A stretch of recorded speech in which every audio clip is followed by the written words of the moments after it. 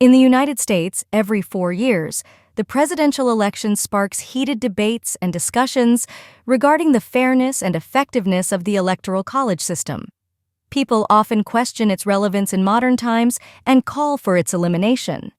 However, despite its flaws, the Electoral College plays a crucial role in our democracy and should be kept in place for the 2024 election and beyond.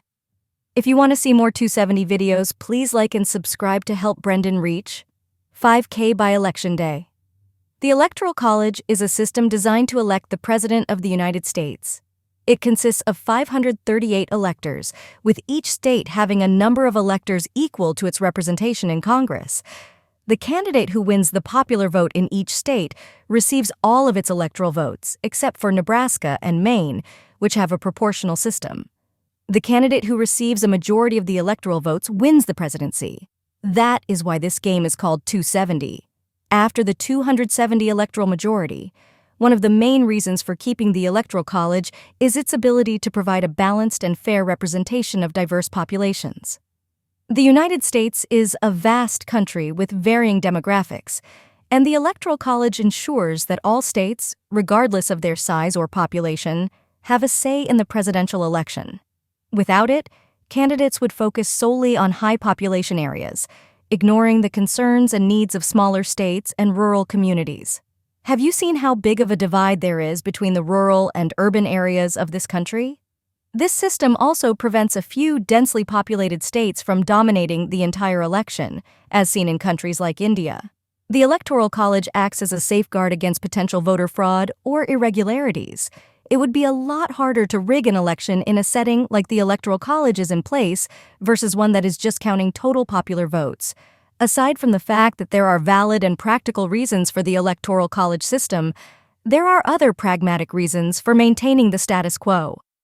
First of all, if we had a pure popular vote system, it would become quite difficult because of third-party candidates to ensure that any candidate would win a popular majority. For example, in the election of President Clinton in 1992, Clinton received a majority of electoral votes and was elected president. However, he only received a plurality, 43% of the popular vote, and Ross Perot, a third-party candidate, received almost 19%. President Clinton did not win a majority of the popular vote in the 1996 election either, but because he won an Electoral College majority, he was elected President of the United States both times. This raises the question, what would happen if we did away with the Electoral College and instead implemented a system whereby a person could win the presidency with a plurality of the popular vote? If this were to occur, every special interest group would have their own candidate, and the field of candidates would be enormous.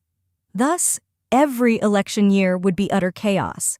Throughout the history of United States presidential elections, there have been 5 presidents who won the Electoral College but did not win the popular vote. The most recent was Donald Trump in 2016, who won the White House despite having less total votes than Hillary Clinton. Other presidents to win without the popular vote were George W. Bush in 2000, Benjamin Harrison in 1888, Rutherford B. Hayes in 1876, and John Quincy Adams in 1824. Just because one side or the other doesn't approve of the outcome doesn't mean the Electoral College system isn't working. We must continue to see the wisdom of our founding fathers in the system of government they created, in the Constitution, and in the principles upon which this great nation was shaped. You may or may not agree that the Electoral College should stick around in 2024, but we all agree that Brendan kicked this guy's butt playing 270 today. Check out other videos on this channel for strategy guides and other entertaining 270 content. Please let me know your thoughts are about the Electoral College in the comments of this video. And if you want to continue the conversation about 270, the Electoral College, or the 2024 election, you can do so by joining my new 270 Videos Discord community. On Discord, players will be able to connect with Brendan and other players who are passionate about the 270 mobile game and the US presidential election. And unlike other communities, talking about politics and the issues is encouraged.